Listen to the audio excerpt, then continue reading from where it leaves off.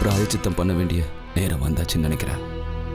நிச்சயமா கௌசல்யாவுக்கு அவளோட உரிமை கிடைக்கும். புருஷனால வர முடியலனாலும் புகுந்த வீட்ல இருந்து யாராவது ஒருத்தர் வந்து கூட்டிட்டு போகலாம். ஆனா யாருமே வராம என்னால எப்படிங்க இங்க இருந்து வர முடியும்? சூப்பர் விஷயத்தை இப்ப நீ சொல்லிருக்க கன்யா. உன்னை கூட்டிட்டு போறதுக்கு நானும் இங்க வரமாட்டேன், எங்க வீட்ல இருந்து வரமாட்டாங்க. பூங்காற்று இன்று மாலை 6:30 மணிக்கு உங்கள் ஜெயா டிவியில் காணத் தவறாதீர்கள்.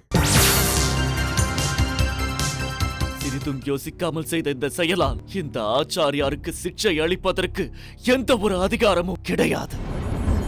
நீ ஒன்றும் பலசாலி அல்ல இந்த ஆசிரமத்தை அங்கிருந்து கொண்டு வந்து இந்த இடத்தில் வைப்பதற்கு. உண்மை என்னவென்று கூறிவிடு. உன்னை குற்றவாளி என்று கூறி தண்டனை அளித்து விடுவேன். நிறுத்துங்கள், நிறுத்துங்கள், நிறுத்துங்கள். இன்று இரவு 7 மணிக்கு ஜெய் வீர ஹனுமான். மற்ற எல்லாருமே ஒத்துக்குவாங்க, ஆனா உங்க அண்ணன் சிவஞானம் மட்டும் ஒத்துக்கவே மாட்டாரு.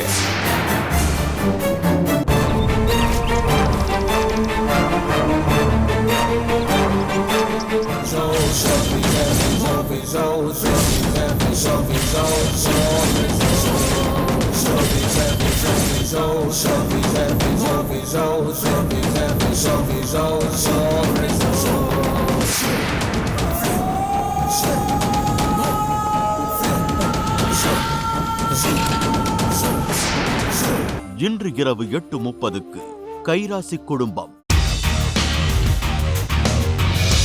சாந்தாதேவி, சொல்லுங்க, உண்மை என்ன? யார் அந்த மனிதன்? உங்க வார்த்தைக்காக நீதிமன்றம் காத்திருக்கு. சொல்லுங்க சாந்தாதேவி, யார் அந்த ஆளு? அந்த ஆளோட பேரு